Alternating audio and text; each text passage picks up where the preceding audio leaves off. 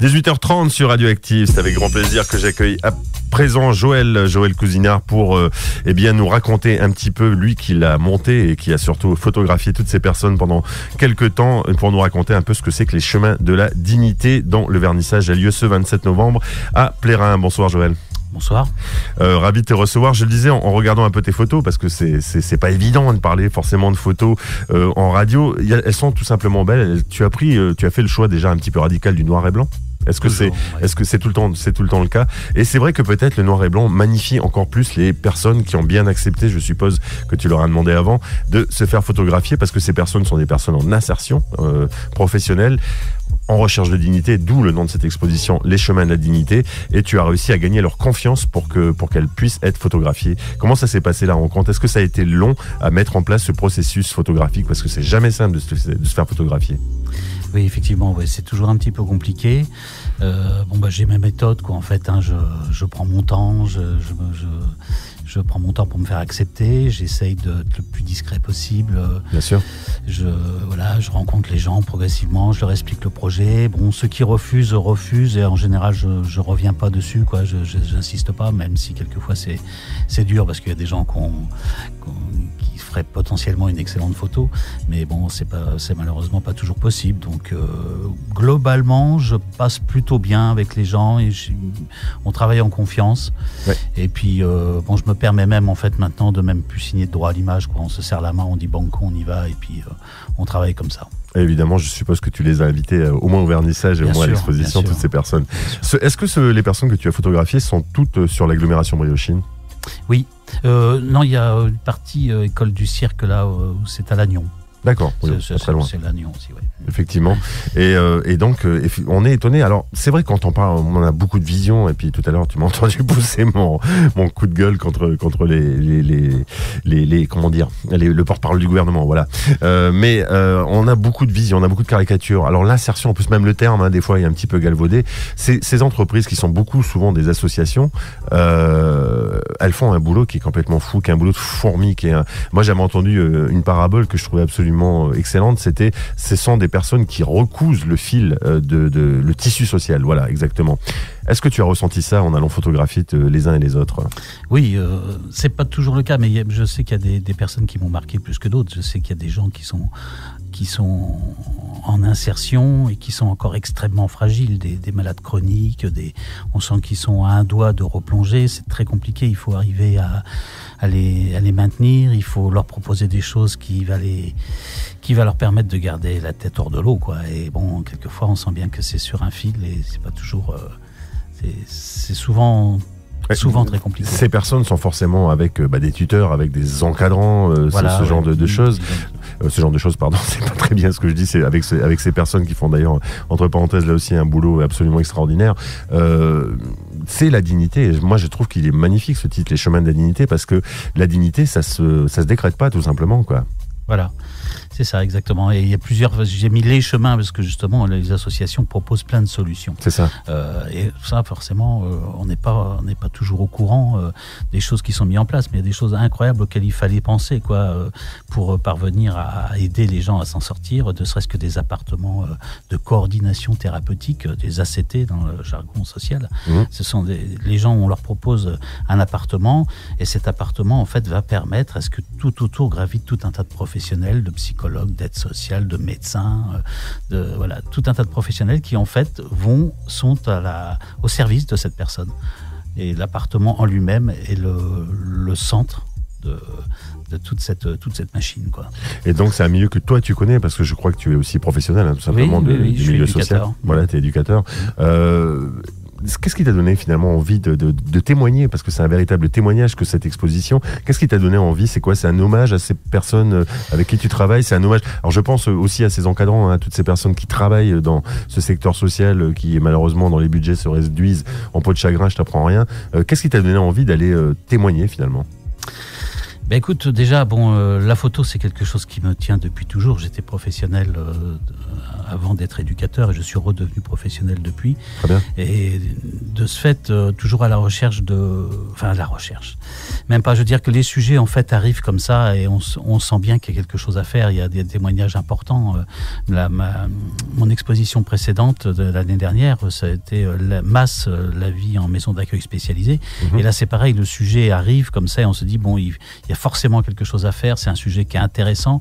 Donc, de ce fait, je suis en train, entre guillemets, de me spécialiser un petit peu dans la photo sociale, quoi, en fait, un peu. Mais moi, je trouve que tu fais une fonction de témoin. En plus, ça va très bien. C'est des témoignages. C'est du reportage. Hein. C'est du reportage. Et d'ailleurs, on l'a pas dit, mais ça s'inscrit dans Photo Reporter Off aussi. Voilà. Alors, je sais que les dates, tout ça, non, on s'en fiche. Ça existe et c'est ça qui est important. Et je fais d'ailleurs un grand salut à Mireille, qui était la cheville ouvrière de Photo Reporter Off, à qui je fais un grand big up ici. À qui on est de nombreux photographes, à lui devoir beaucoup d'ailleurs. Effectivement, qui avec passion comme ça montre les témoignages, les témoignages de ces reporters que vous êtes tous finalement. Reporters, c'est pas forcément à des milliers de kilomètres et bravo pour eux. Voilà. Là, c'est aussi la proximité, c'est juste à côté de chez nous. Exactement. Ça. Et c'est peut-être des gens qu'on regarde pas avec le même regard du coup. Est-ce que c'est un peu ça aussi que tu as voulu faire? Oui, c'est ça. Si tu veux, moi je trouve que dans le reportage en règle générale, on arrive toujours sur du misérabilisme, sur la guerre. C'est difficile de se sortir de ça quand même. Bien sûr. Alors qu'en fait, le reportage, ça peut être quelque chose de joyeux, ça peut être un message de dignité, ça peut être un message, ça peut être autre chose que la guerre et le malheur, quoi. Il n'y a pas que ça sur Terre, il y a aussi autre chose. Il se passe de belles choses. Oui, parce que excuse-moi, mais c'est vrai que toutes ces personnes que tu as photographiées, j'ai pas envie de dire le terme shooté d'ailleurs, entre parenthèses, je trouve que photographier c'est beaucoup plus joli. Toutes ces personnes, on sent qu'elles sont pleines de vie, quoi. Même si elles ont des problématiques, on sent qu'elles ont qu'une envie, c'est de prendre la société. Enfin voilà, de prendre les crochets de la vie, j'ai envie de le dire comme ça, quoi. Ouais, mais en fait, tu sais, quand tu fais des photos, quand tu fais un reportage comme ça, tu fais une sélection et tu vas choisir les images que tu considères comme réussies. Et une photo réussie, c'est une photo qui raconte quelque chose. Bien sûr. Donc elle peut raconter dans le regard, effectivement, comme tu dis, d'une personne qu'on va photographier.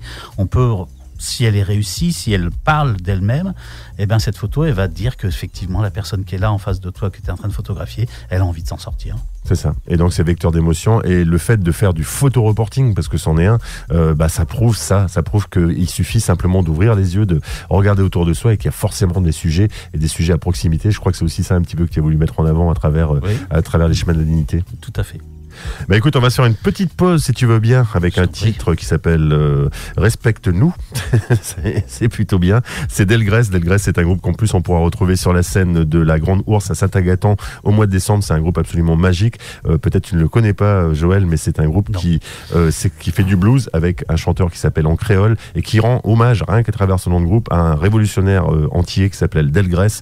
Et donc Respecte-moi, je trouve que ça va tout à fait avec notre sujet de ce soir, c'est-à-dire cette belle exposition Les Chemins de la Dignité, initiée par Joël Cousinard, qui est notre invité de ce soir. Et donc, vous pourrez aller au vernissage le 27 novembre. Exactement. Nous jeunes français, j'attends pour nous, respectez-nous.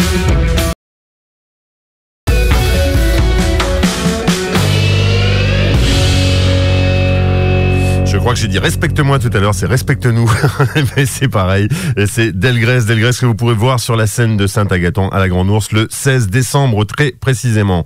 Vous êtes toujours à l'écoute de Active Yourself, votre émission de fin de journée sur Radioactive, et nous avons le plaisir d'avoir Joël Cousinard avec nous ce soir. Joël qui nous convie à une magnifique exposition qui d'ailleurs se prolonge jusqu'au mois de janvier, c'est bien ça, Joël? Oui, jusqu'au fin janvier, oui. Au siège de l'ADAPI à Plérin. Au siège de l'ADAPI à Plérin, 6 rue Villiers de l'Isle-Adam. C'est très facile à trouver, c'est à peu près en face du marché aux cochons. C'est vrai, prenez votre GPS. C'est pas très loin. Et c'est plus intéressant que le marché aux cochons, ça c'est moi qui le dis. En tout cas, une très belle exposition qui s'appelle Les Chemins de la Dignité, une exposition qui vous montre de l'intérieur ce que font au quotidien toutes ces associations dites d'insertion qui redonnent tout simplement à travers le travail le goût à la vie pour certains, c'est vraiment ça. Et puis surtout le goût de travailler, le goût de pratiquer des choses en société. Voilà, c'est vraiment tout ça aussi qui est à l'honneur à l'occasion de ton exposition, Joël. Tout à fait, oui, c'est ça, c'est qu'il faut redonner le goût à la vie, tout simplement, aux personnes qui sont vraiment en difficulté. Ça regroupe en fait plein de handicaps, entre guillemets.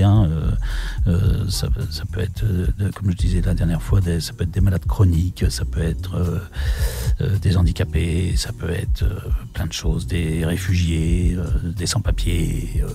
Voilà, c'est toutes ces personnes-là qui sont en grosse difficulté. Des personnes qui ont aussi eu tout simplement ce qui nous arrive à peu près à tous, au moins une fois dans notre vie, des accidents de la vie. Quoi. Bien sûr, oui, tout à fait. Ouais.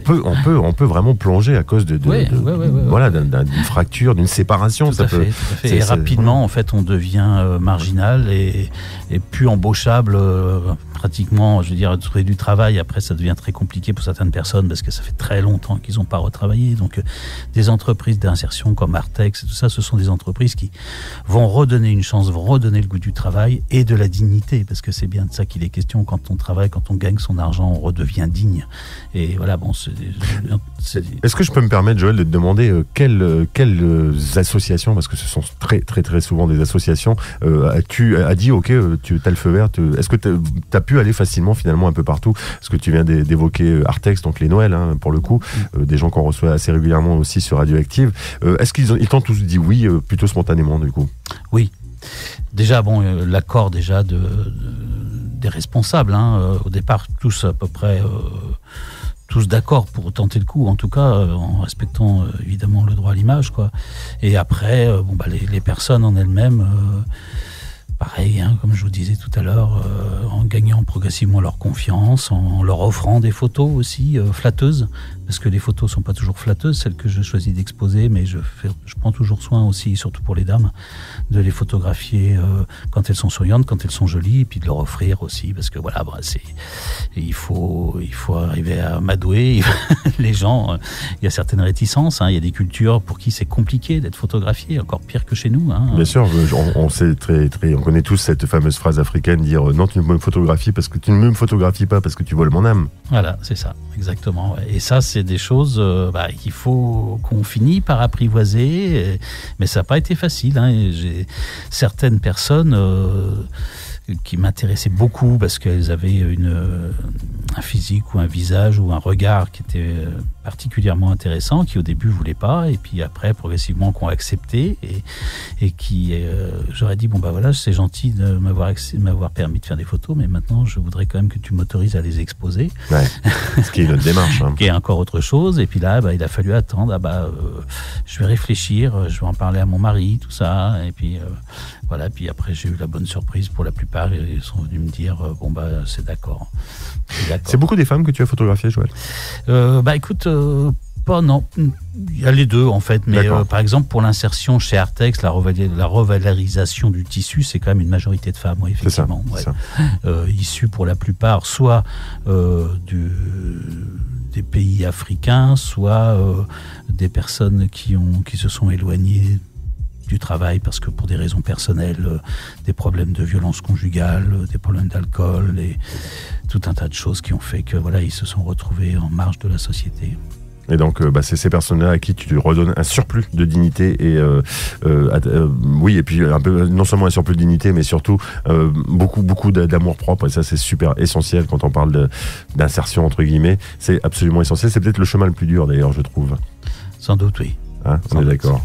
En tout cas, tu les as mis absolument en valeur. Tu les as mis en valeur, toutes ces personnes, toutes ces associations aussi. Ça, j'y tiens beaucoup. Et puis aussi, quand même, avant de conclure, dire qu'il y a aussi un sens du détail. Il y a aussi, et ça, c'est essentiel à mes yeux. Tu as réussi à photographier tout simplement leur lieu de travail, parce que ça aussi, ça démystifie beaucoup de choses. On a toujours l'impression, beaucoup de personnes ont des caricatures à ce niveau-là. On a l'impression que là, on se rend compte que, c'est très, très, très, très, très bien accueilli. C'est propre. Il n'y a pas de problème. Enfin, je veux dire, casser vos caricatures, c'est aussi ça, cette exposition, quand même. Oui, tout à fait. Oui, les ateliers sont des ateliers de travail tout à fait dans les normes. Il n'y a aucun souci. Ce sont des choses qui sont bien faites. Les appartements thérapeutiques, les GEM aussi, les groupes d'entraide mutuelle, tout ça se passe dans des locaux qui sont tout à fait dignes, eux aussi, d'accueillir des personnes. Il n'y a pas de... Là aussi, on les a pas évoqués, les fameux GEM, les groupes d'entraide mutuelle, mais ça, eux aussi font un boulot absolument formidable et essentiel. C'est incroyable. Et qui, c'est ces personnes que vous voyez, par exemple, exemple dans des minibus, aller dans les expositions, aller voir des Et ça part spectacles, de pas etc. grand-chose. Et ça part de pas C'est grand-chose. une petite idée, c'est tout simplement, allez, on va faire des choses ensemble, on se retrouve tous les jours ou tous les mercredis et on décide de faire des trucs ensemble, de pas rester tout seul, quoi. Voilà. Et ça, c'est tout bête, mais ça fonctionne, il fallait y penser, quoi. Et c'était très bien de les mettre à l'honneur, en tout cas à travers ton objectif photographique et à travers ce magnifique noir et blanc que tu utilises, mais que tu utilises, à mon sens, là encore, à bon escient. Le vernissage, c'est le 27 novembre, à partir de quelle heure à peu près ? Eh bien, écoute, c'est pas tout à fait sûr, mais ça devrait être 11h. Sinon, je communiquerai, mais plutôt en matinée, normalement, oui. Donc, l'expo sera visible tout le mois de janvier également. À Plérin. Donc, 2 mois et demi à peu près, quoi, à Plérin, ouais. Puis après, partira sans doute à l'université de Rennes. Enfin, il y a progressivement déjà d'autres dates qui s'enchaînent. Donc, c'est parfait. C'est parfait. Est-ce qu'il y a un site, il y a quelque chose sur lequel on peut retrouver tout ça sur le web ? Oui, pas grand-chose. J'ai une page Facebook, quoi. Joël Cousinard. Ouais, je suis pas un grand communicant. Mais il faut, mon ami. T'es la soir, c'est parfait. Et Photoreporter Off aussi, qui a une magnifique page et qui a aussi pas mal de liens sur les réseaux sociaux, évidemment, à retrouver. Et vous aurez tous les renseignements sur cette belle exposition dont je rappelle le titre, Les Chemins de la Dignité. Ça se passe tout le mois de janvier, donc temps fort le 27 novembre, faut pas l'oublier. Mais à partir de là, jusqu'au mois de janvier, aussi tout le mois de janvier. Parce que tout le mois de janvier. C'est fin janvier. Ouais. Voilà, vous aurez l'occasion d'aller faire un tour à Plérin et puis de voir et de rencontrer, j'ai envie de dire, ces personnes, au moins à travers la photographie, les photographies de Joël Cousinard, qui les magnifient, ces personnes. Au siège de la DAPEI Nouvelle Côte d'Armor, 6 rue Villiers de l'Isle-Adam, à Plérin. Ah voilà, mais il a tout dit. C'est parfait. Merci Joël. Et bravo encore pour ce boulot. C'est juste chouette. On était très contents de t'avoir ce soir. Et puis, je vous le répète, allez-y, courez-y. Vous avez largement le temps. Prenez le temps d'aller voir ces photos-là. Dernière chose quand même, les formats, c'est plutôt du grand format ? C'est plutôt du grand format, oui. C'est de mémoire, ça doit être des 40-55 dans des cadres qui doivent faire 50-75, quelque chose comme ça. Oui, c'est assez imposant. C'est bien. J'aime bien les grands formats. Oui. C'est ce qu'il faut. Voilà. Comme ça, il n'y a même pas besoin de lunettes. Merci Joël en tout cas et bravo encore une fois pour ce magnifique boulot. Donc les chemins de la dignité, c'est à voir à Plérin tout à partir du 27 novembre jusqu'à fin janvier. Ne loupez pas ça et c'est la prolongation de Photoreporter Off. Merci Joël, à très vite. L'un des albums en partenariat sur les stations de la Ferrarock, c'est Johnny Mafia ce soir.